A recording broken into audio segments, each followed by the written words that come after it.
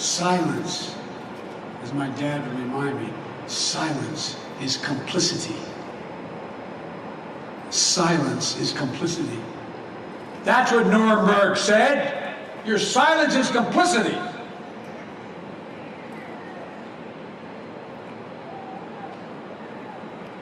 I've raised these issues personally with leaders around the world. Shouldn't be able to make $1 million or $1 billion. I'm a capitalist, but guess what? I'm also listed for 36 years as the poorest man in the Congress. But I make big money now. I'm a president. I don't think we should punish anybody, but just pay your fair share. Just pay your fair share. President Biden's chief of staff, Ron Klain, enthusiastically retweeted our high-class problems. Now, but doesn't it seem tone-deaf to say that rising prices and empty grocery store shelves are high-class problems? Isn't that a bit dismissive?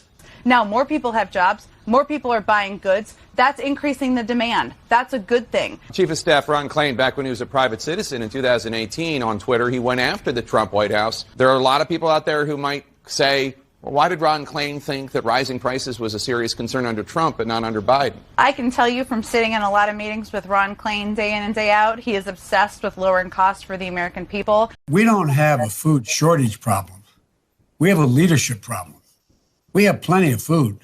It's being plowed under. You're euthanizing cattle and pigs. They're out there making sure that they're pouring thousands of gallons of milk under the ground. It's not a food shortage, it's a lack of leadership, And the leadership goes across the board. Imagine if we were willing to take the time. I mean, we have the best agricultural system in the world. It's the leadership that's, we can't afford to let people go wondering where they're going to get their next meal. And so right now, hunger today isn't about scarcity, it's about massive failure in leadership. White House Chief of Staff Ron Klain retweeted a message yesterday, not once but twice, that inflation and supply chain issues are high-class issues. Why would Ron Klain tweet that, and would you agree that that's a little bit tone-deaf? Do you think 2 tweets means more? I'm just curious. What Ron Klain retweeted was a tweet from the former chairman of economic advisors. Most of the economic problems we're facing, inflation, supply chains, are high-class problems. What he went on to say is we wouldn't have had them if unemployment rate was still 10%. We would instead have had a much worse problem. The high-class comment in that tweet, it's not the first time that Ron Klain's Twitter has drawn some sharp criticism. Is that something that the White House is addressing at all, given this pushback, this criticism? Are we addressing the Chief of Staff's Twitter habits? Yes. It is not a top priority, I would tell you, at this point in time. The Chief of Staff is out there speaking on his own accord to members of Congress, to the media frequently, and that's the purpose of public speech. Senator Thomas Dodd, and my good friend, and we truly are really good, close friends, Senator Chris Dodd.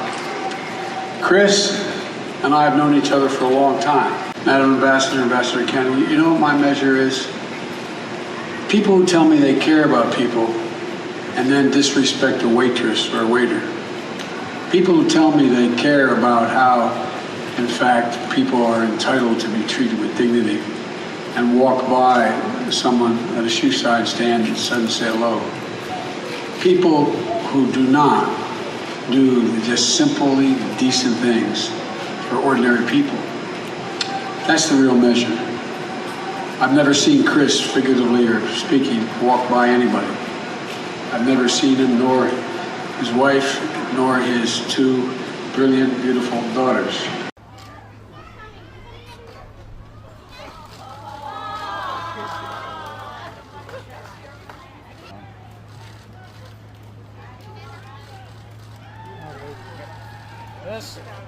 Ma'am.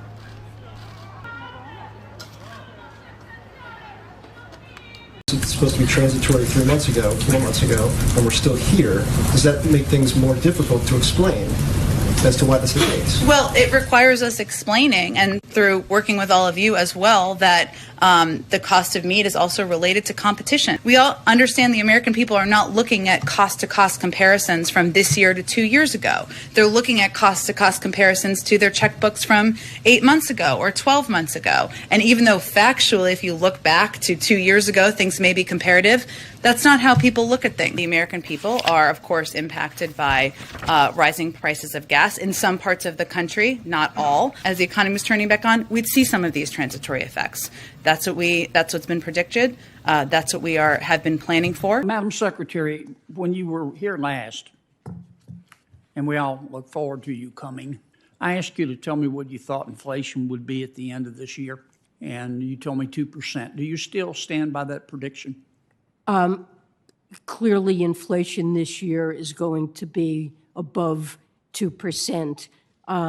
Just the experience so far this year makes that clearly true. But I think we are seeing monthly inflation rates taper off. Yes, ma'am. What do you think it'll be at the end of the year, if not 2%?